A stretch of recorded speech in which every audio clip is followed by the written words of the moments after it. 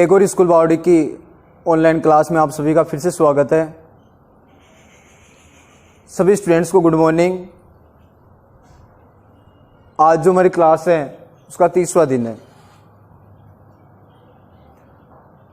पीछे जो क्लास है उसमें हमने प्रतिरक्षा की संरचना को समझ लिया था और थोड़ा सा हमने लिख भी लिया था कि प्रतिरक्षा की संरचना क्या है। तो दोबारा एक बार मेरे साथ बोलोगे या एक बार समझने की कोशिश करोगे कि प्रतिरक्षा की जो संरचना होती है वो अंग्रेजी के वाई अक्षर के समान होती है। और ये प्रतिरक्षा होती है वो कितनी इकाइयों से मिलकर बनी होती है? 4 इकाइयों से मिलकर बनी होती है, जिनमें से 2 इकाइयाँ होती है वो तो कैसी होती है? बड़ी व भारी इकाइयाँ होती है जिसे H द्वारा निरूपित करते हैं। और 2 इकाइयाँ होती है वो कैसी होती है? हल्की व छोटी, जिसे किसके द्वारा निरूपित करते हैं? L के द्वारा निरूपित करते हैं। फिर हमने ये भी पढ़ लिया कि प्रत्येक प्रतिरक्षी होती है वो 2 अर्धांशों से मिलकर बनी हुई होती है। और ये जो प्रत्येक जो अर्धांश की यदि हम बात करते हैं या दोनों जो अर्धांश होते हैं वो आपस में डाई सल्फाइड बंध द्वारा जुड़े हुए होते हैं। कौन से बंध द्वारा जुड़े होते हैं? डाई सल्फाइड बंध द्वारा जुड़े हुए होते हैं। और प्रत्येक अर्धांश में एक H और एक L पॉलीपेप्टाइड श्रृंखला पाई जाती है। एक तो H और एक L, हेवी यानी और लाइट वाली, दोनों श्रृंखलाएं पाई जाती है। दोनों पॉलीपेप्टाइड जो श्रृंखला होती है वो पाई जाती है। ठीक है। फिर देखो जैसे हम बात करें, हमने ये भी पढ़ लिया था कि इसके 2 भाग कर सकते हैं H व L के, भारी व हल्की है। उन दोनों जो भाग होते हैं उनके हम 2 भाग कर सकते हैं। एक ऊपर वाला भाग होता है वो अस्थिर भाग होता है और नीचे वाला भाग क्या होता है? स्थिर भाग। इसी के साथ आपको ये भी बता दिया था कि दोनों अर्धांश होते हैं वो डाइसल्फाइड बंध द्वारा जुड़े होते हैं। इसी प्रकार से दोनों जो H व L वाले भाग होते हैं वो भी डाइसल्फाइड बंध द्वारा जुड़े हुए होते हैं। इसी के अतिरिक्त हमने ये भी पढ़ा कि ऊपर वाला जो भाग होता है वो NH2 समूह से जुड़ा होता है। ऊपर की तरफ NH2 समूह होता है जो प्रतिरजन जुड़ता है, और नीचे वाला होता है उसमें COOH समूह होता है। और साथ में हिंज का क्षेत्र के बारे में भी हमने अध्ययन कर लिया था। ठीक है। तो हमने कल तक ये पढ़ा था, यानी पीछे की जो क्लास है उसमें हमने स्टडी ये की थी कि जो प्रतिरक्षी की हम बात करें वो 2 अर्धांशों से मिलकर बना हुआ होता है। यहाँ तक हमने अध्ययन कर लिया था। ठीक है। हमारा टॉपिक क्या था? टॉपिक आपको पहले लिखा दिया था, दोबारा मत लिखना इसको। हमारा टॉपिक था प्रतिरक्षी की संरचना। इसके बारे में हम अध्ययन कर रहे थे, प्रतिरक्षी की संरचना। ठीक है। अब इसके बाद में आगे लिखेंगे हम कि दोनों अर्धांश डाइसल्फाइड बंध द्वारा आपस में जुड़े हुए होते हैं। या कहने का मतलब है दोनों जो अर्धांश होते हैं उसमें क्या पाए जाते हैं? डाइसल्फाइड पाए जाते हैं। डाइसल्फाइड जो बंध होते हैं उससे क्या हो जाते हैं? संयोजित हो जाते हैं। तो ये चीज हमें लिखना है कि दोनों अर्धांश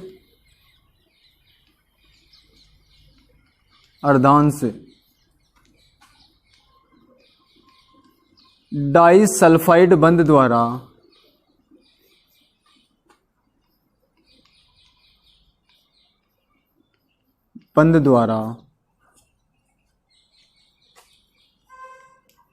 संयोजित होते हैं या रहते हैं। ठीक है। अब दोनों अर्धांशों की हम बात करें तो हम ये भी लिख सकते हैं कि जो प्रत्येक जो अर्धांश होता है उसमें H व L आपस में किसके द्वारा जुड़े होते हैं? डाइसल्फाइड बंध द्वारा जुड़े हुए होते हैं। H व L पॉलीपेप्टाइड श्रृंखला किसके द्वारा जुड़ी होती है? डाइसल्फाइड बंध के द्वारा जुड़ी हुई होती है। तो ये भी लिख सकते हैं इसमें कि प्रत्येक अर्धांश, इन एक अर्धांश किससे मिलकर बना होता है? H व L से। ठीक है ना, यानी H व L होते हैं, दोनों मिलकर क्या करते हैं? एक अर्धांश का निर्माण करता है। प्रत्येक अर्धांश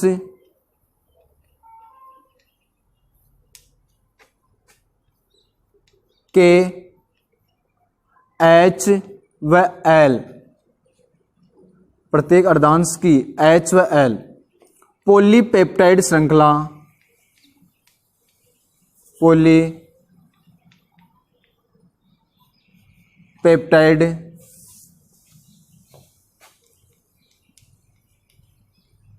श्रृंखला डाइसल्फाइड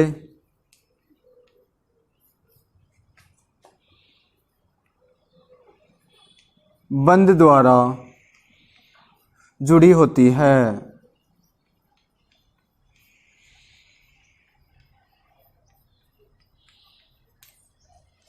ठीक है ना। ये बात सही है कि प्रत्येक अर्धांश में H व L हमने देखा था, ठीक है।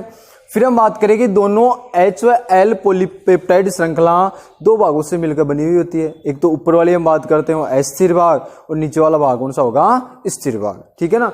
साथ ही हम बात करें कि इसमें जो हैवी है यानी भारी जो भाग होता है उसमें कितने अमीनो अम्ल पाए जाते हैं, 600। जो बात करें यानी जो मतलब जो भारी जो श्रृंखला होती है वो 440 जो होते हैं उन अमीनो अम्लों से मिलकर बनी होती है। और जो हल्की जो हम श्रृंखला की बात करते हैं, जो एल जो श्रृंखला है वो 220 अमीनो अम्लों से मिलकर बनी हुई होती है, ठीक है ना। तो ये हमारा काम हो गया।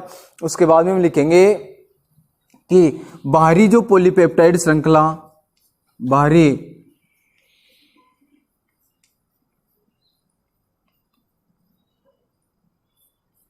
पॉलीपेप्टाइड श्रृंखला 440 अमीनो अम्लों से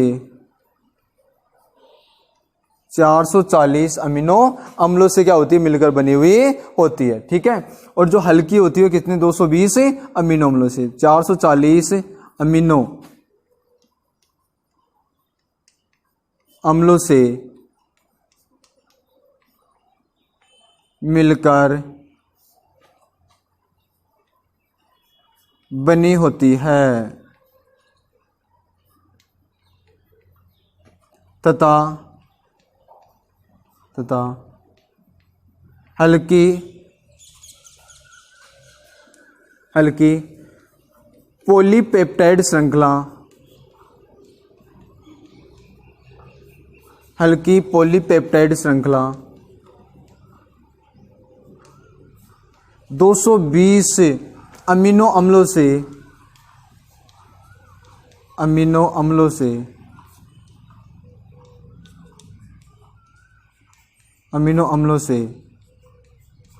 मिलकर बनी होती है, मिलकर बनी होती है,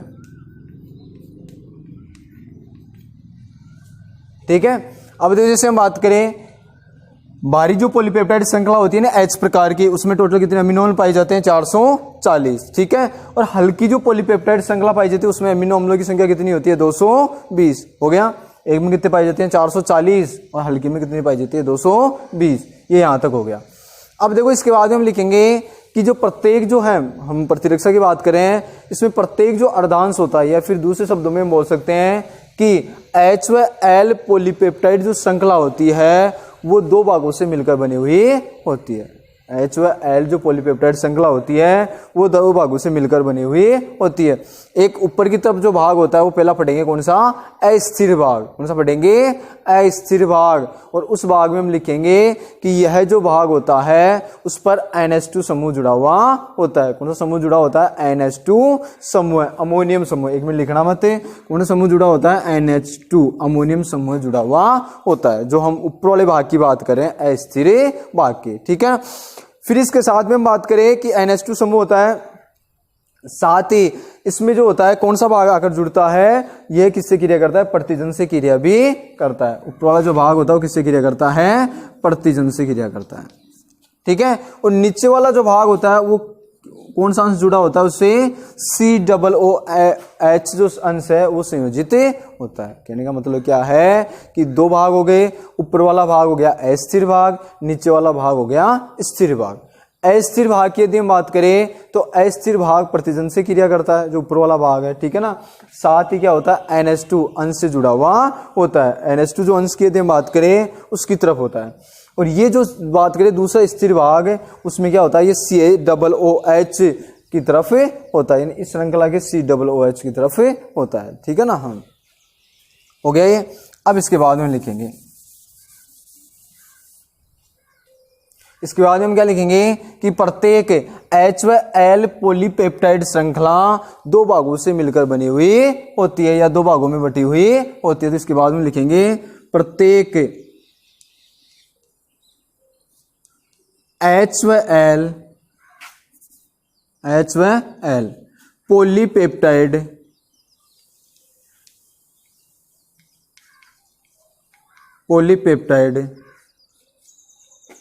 श्रृंखला पॉलीपेप्टाइड श्रृंखला दो भागों से मिलकर बनी होती है, मिलकर बनी होती है। कितने भाग हो गए? 2 भाग। सबसे पहले या तो लाइन चेंज करके लिख सकते हो या थोड़ी सी से लाइन खींच के 1 नंबर हम लिखेंगे। सबसे पहले भाग कौन सा रहेगा? अस्थिर भाग, अस्थिर भाग। और इस भाग की यदि हम बात करेंगे तो यह भाग क्या पाया जाता है? ऊपर की तरफ स्थित होता है, ठीक है ना। इस भाग की हम बात करें कि यह जो भाग होता है वो प्रतिजन से क्रिया करता है। किससे क्रिया करता है? प्रतिजन से क्रिया करता है। तथा यह जो है श्रृंखला के NH2 अंश की तरफ पाया जाता है। इसमें हम लिखेंगे कि यह भाग प्रतिरक्षी से क्रिया करता है तथा NH2 अंश की तरफ पाया जाता है। तो इसमें हम लिखेंगे यह भाग किससे क्रिया करता है? प्रतिजन से क्रिया करता है।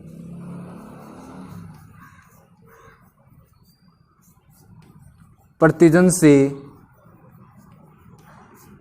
क्रिया करता है, प्रतिजन से क्रिया करता है तथा NH2 अंश की तरफ होता है, की तरफ होता है, ठीक है ना। ये प्रतिजन के साथ क्रिया करता है और किस तरफ होता है? NH2 की तरफ होता है। अब इससे क्या बोल सकते हैं? दूसरा इसका नाम उसे FAB भाग भी कहा जा सकता है। इसे FAB इस प्रकार से आपको लिख लेना है। इसे FAB भाग भी कहते हैं।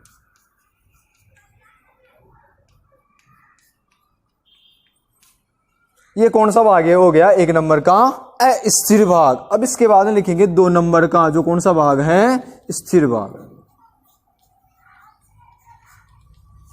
2 नंबर का कौन सा भाग है? स्थिर भाग। और यदि स्थिर भाग की यदि हम बात करते हैं तो स्थिर भाग में हम ये लिख देंगे कि यह जो भाग होता है वो COOH अंश की तरफ होता है, नीचे की तरफ होता है। जैसे हमने डायग्राम बनाएंगे तो किधर लिखेंगे?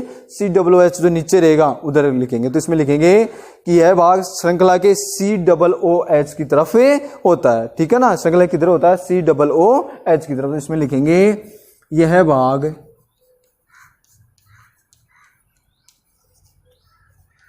श्रृंखला के COOH की तरफ होता है।